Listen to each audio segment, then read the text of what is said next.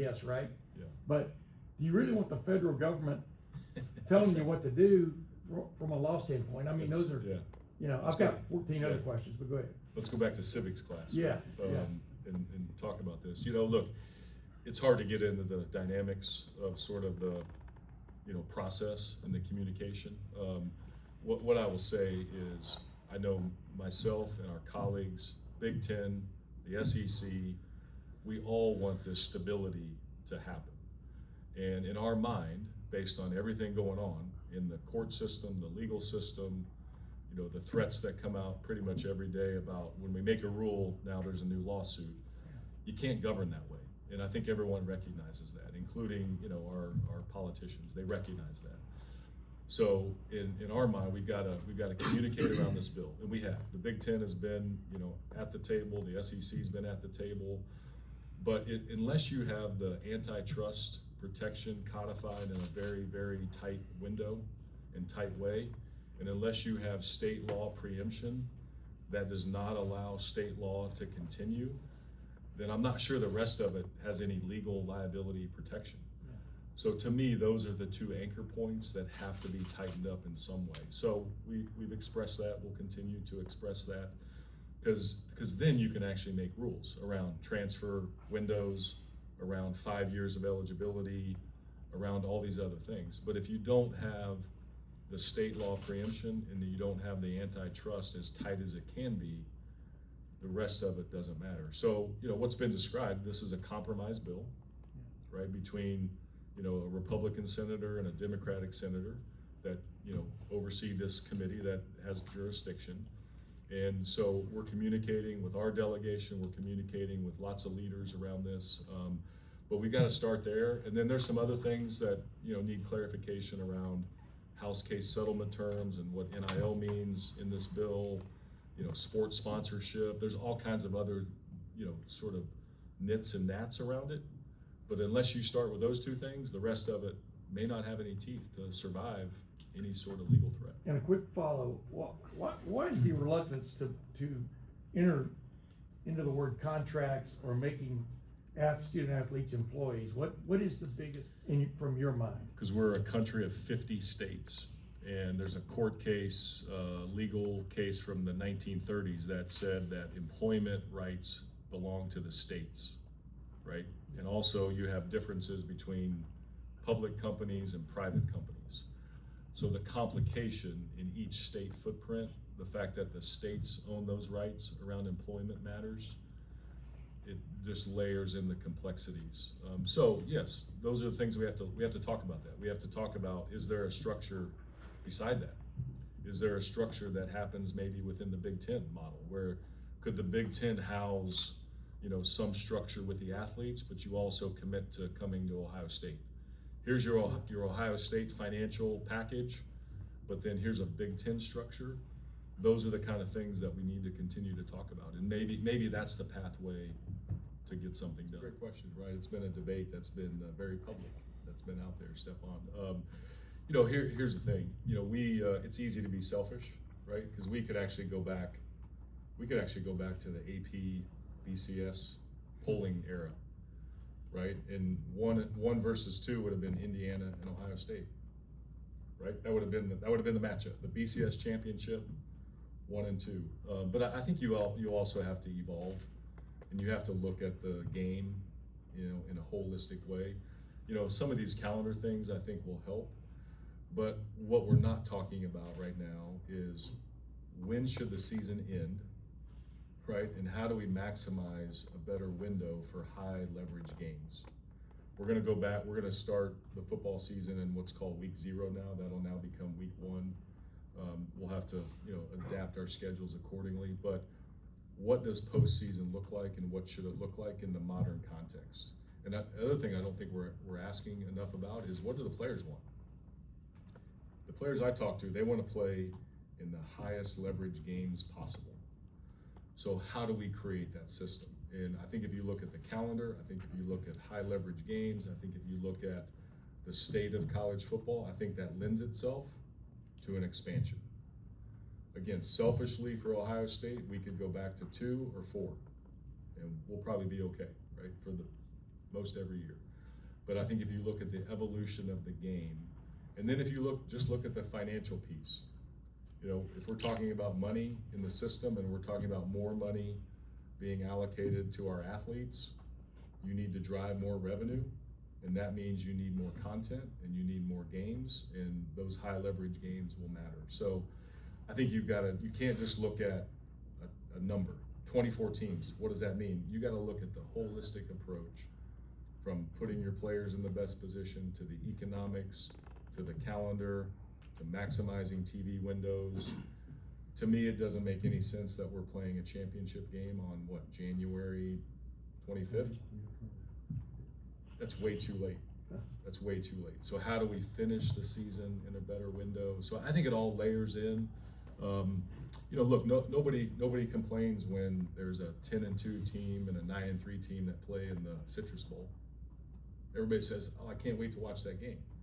If that game's now a playoff game, think about the magnitude, of the interest. So those are all the things that layer into, our thought process. Here's what I would say is the Big Ten and the SEC, we provide the most amount of scholarships, we produce the most amount of revenue, we produce the most amount of NIL engagements.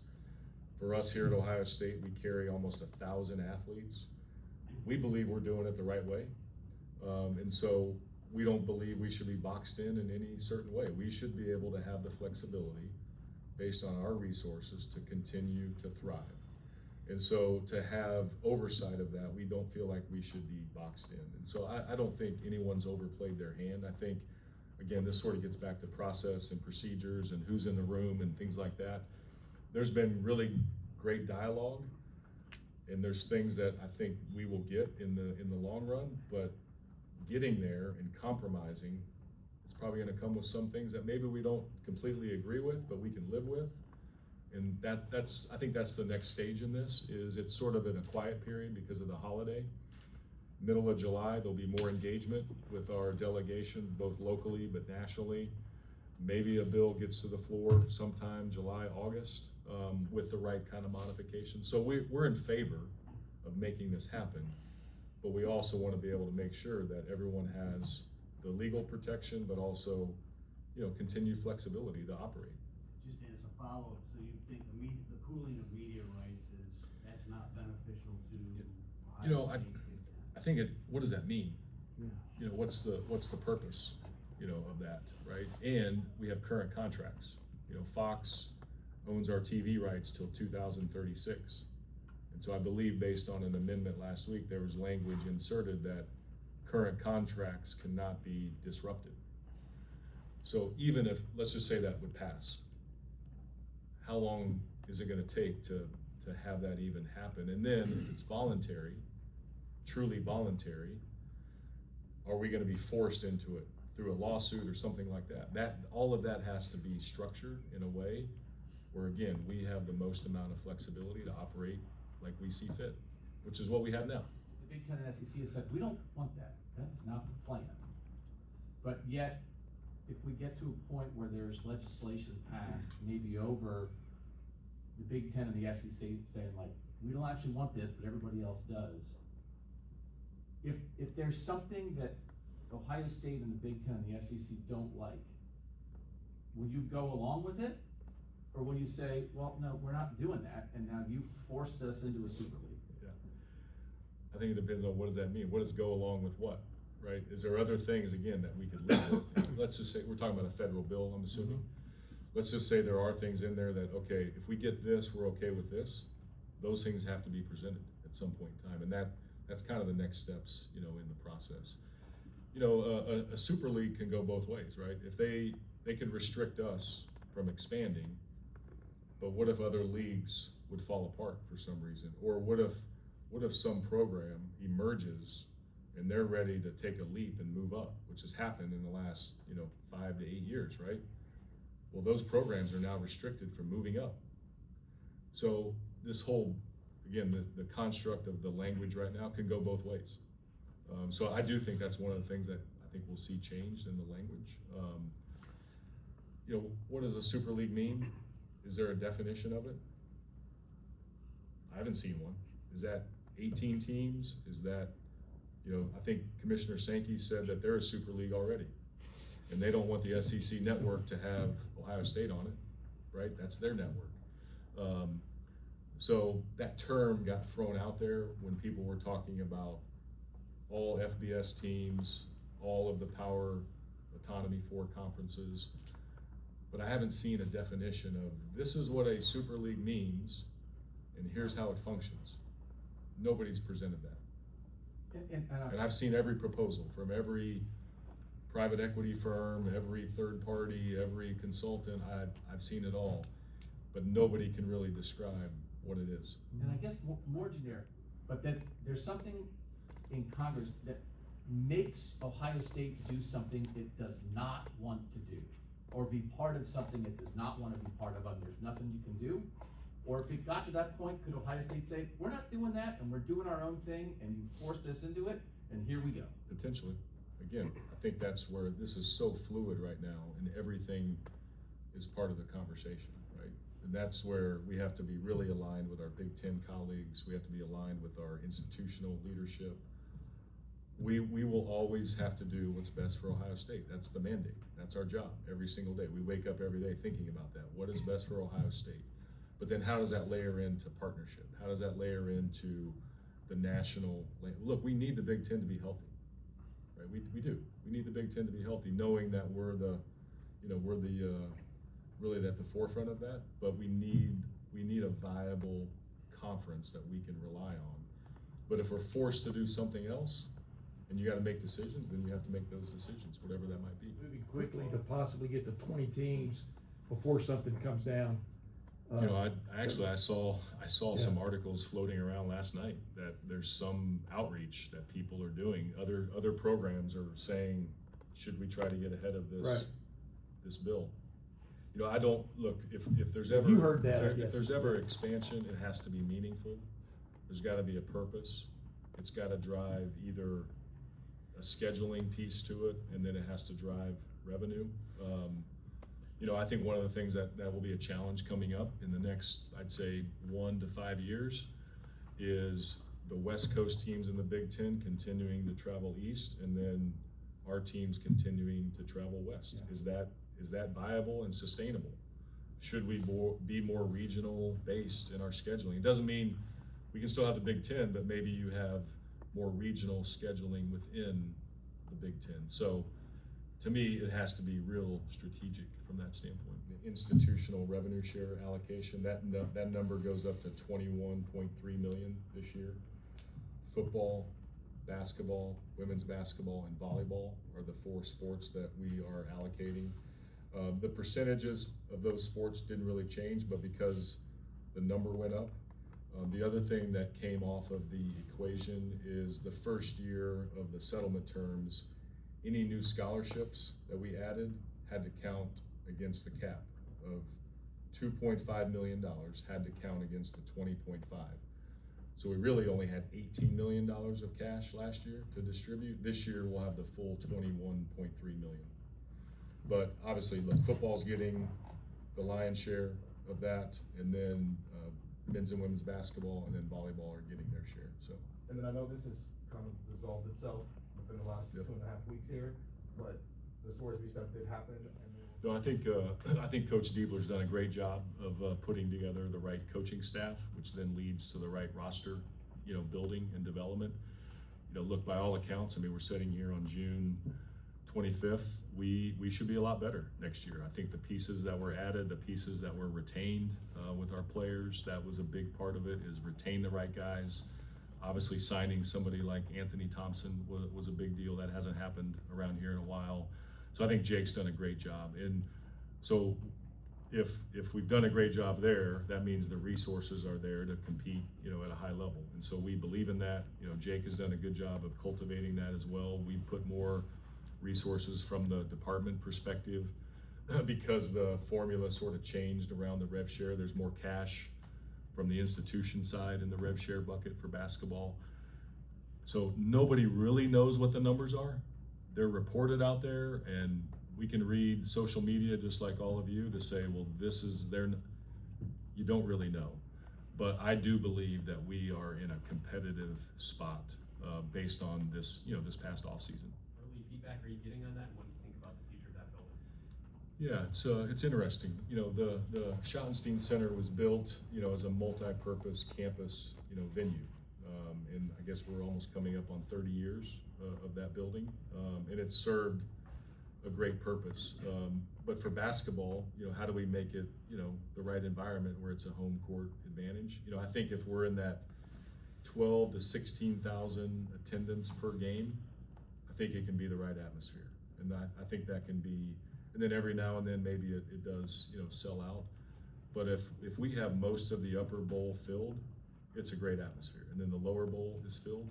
So the survey has really been, how do we adapt experiential seating? How do we adapt? Is there premium seating?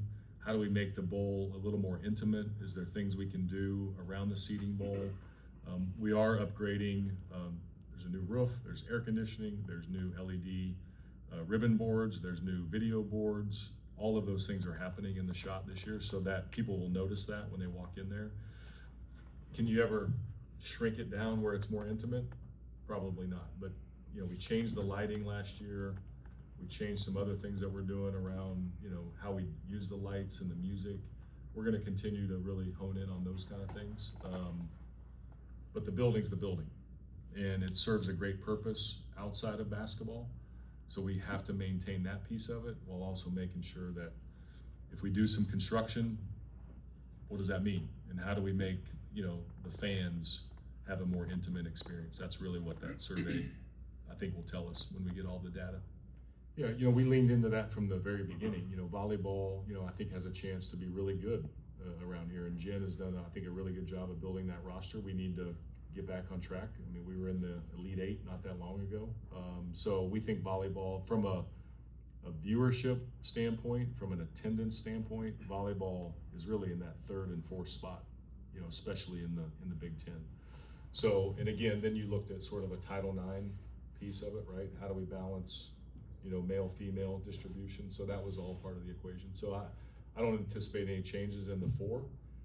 The key is that third-party NIL environment that all of us are all chasing and trying to grow and build, and that's how you remain competitive as possible. If you're spending $15 million on basketball, $40 million to build a football team, places like Louisville and Rutgers are not going to be able to sustain that over a 10-year period. It just doesn't feel like. So are we ultimately going to get to the point where only the top 8 or 10 teams in the Big Ten, the top 8 or 10 teams in the SEC are going to be able to spend at that 15 and 40, or escalate beyond that level to compete for championships? Is that good for the game? Do you see what I'm saying? Do you see the potential for what I'm saying? Yeah. I think I don't know if I can predict that, right? Because no one has that sort of crystal ball. I think this is the challenge in the entire enterprise, and I'll just take FBS, right? And I was at Western Kentucky for 2 years, and it was very, very important that we called ourselves a BCS program, right? Yeah. Because the Sun Belt, we were in the Sun Belt at that time, had access to go to the BCS, even though we knew deep down with a $21 million budget that was going to be really hard. And it was the first year of FBS football for Western Kentucky, my first year as the athletic director. But it was very, very important that we said, we're a BCS program. So the problem with our entire enterprise is it's all about attachment, it's about brand association, it's about being sort of, in the club, if you will. We've got to be in the A4. We've got to be in the FBS, we've got to be a CFP team, we've got to be a BCS team, right? What's hard in our industry is, here's our resources, and here's where we should aspire to. That's the crux of the whole thing of what you just talked about, is our resource allocation is this, but we want to belong to this, and can we match that? And that's leading to institutions. Then it comes down to, is the institution prepared to say that athletics is a strategic enterprise of the institution? Therefore, we will make a strategic investment in that enterprise. Just like they do, there's academic units that do not quote unquote make money, but the institution makes a strategic investment. So you're actually starting to see Virginia Tech is allocating, dollars from the institution. I think Arkansas announced an allocation. Our friends up north received an allocation from the institution, for their budget. You're starting, Rutgers, you mentioned them, but that's really, to kind of philosophically break down your question, Steve, that's the challenge, is here's our economics, here's what we aspire to. When those things don't match, somebody's got to fill that gap. So I don't know what the answer, the two things I know will kind of get us to a place is how do we develop cost certainty? I don't want to say cost containment, cost certainty. And if the numbers go up every year, at least you know what they are. But when you don't know where the market's going to go, you don't have certainty. Cost certainty and drive more revenue. That's the chase. Certainty and drive revenue. That's what we all have to move forward on. Obviously, look, we've done the Safe Light Field. We're in conversations, around a jersey patch. What does that look like? Hopefully we can get something done before the season. I think the stadium naming rights, look, it's owned by the state of Ohio, right? So I think there's a very careful analysis that would have to take place. If you pursue that, who's the partner? What does that look like?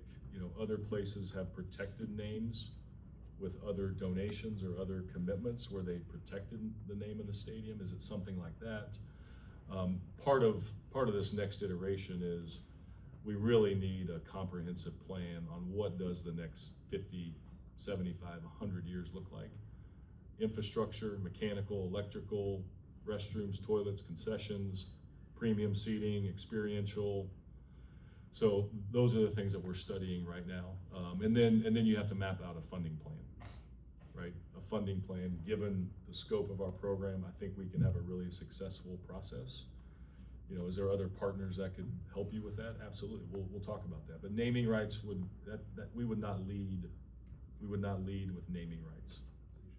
Would coach compensation have to come down for the player number to keep going up? I think it's all situational. That hasn't happened yet, right, in the marketplace, even though, again, the last 4 years we've had really NIL at a high level, you haven't seen that impacted. So maybe in another cycle, maybe in new hires, but that has not been the case. The market has not reacted to that. And look, we're on the leading edge from an assistant salary pool standpoint. We have the highest salary pool in college football, right? And so because we want to have the right guys who can develop, the right coaches who can develop these young men and get them to that next level. So we have leaned in on having the right people. So you haven't seen that impacted yet. Does that happen in a cycle? Does that happen in a reset at some point? Maybe, but I haven't seen that yet. Again, federal, codified, legally defensible structure is what we're all after. If there's a way to codify that, if there's a way to allow us again to invest as we see fit, to me that's preferable to us, but there needs to be certainty, right? There needs to be certainty around what that is. If it's just a race every year where we really can't control it and it's dictated truly by the market and there's no visibility on what the true market is, that's not a good system to live in. So we would want a system where we have certainty, where Ohio State continues to exercise its value, whatever that looks like. That's a model that we would support. Are you concerned, is Ohio State, is there a feeling among people like you that this is on the verge of being out of control and we have to rein this in so that people will still care the way they've always cared? Yeah. I think it goes back to what I mentioned about the three things that I know are not going to change. And if we keep those three things in place, the business aspects, if we communicate and we're transparent about those business aspects, again, people may not like it, but at least they understand it. Those are the kind of things that I think about is how do we maintain our purpose? Again, education is not going away. We can talk about the money and we're embracing all of that, but that piece is not gonna go away. And then we're still going to have football Saturdays, we're still going to play soccer games and hockey games and all of those things. Those pieces are not gonna go away. But it goes back to what we've been talking about is, I think if we have clarity on what the model is, and it's legally defendable, so we're not getting sued all the time, then I think people will say, okay, I can decide to embrace this and like it, or, hey, that's not what I grew up with, and I may move on. But the lack of clarity, I think that's what, the people I talk to, that's what they're frustrated about. But you know what? They're still a Buckeye, and they still wanna watch us play, they still wanna watch us win, they wanna know what they can do to help. So to me, the clarity of the structure has to get there before that would happen. But it's really fascinating, given all these challenges, ratings are up, viewership is up. I just went through all of our data with all of our, revenues. People, they still care, but we can't lose that.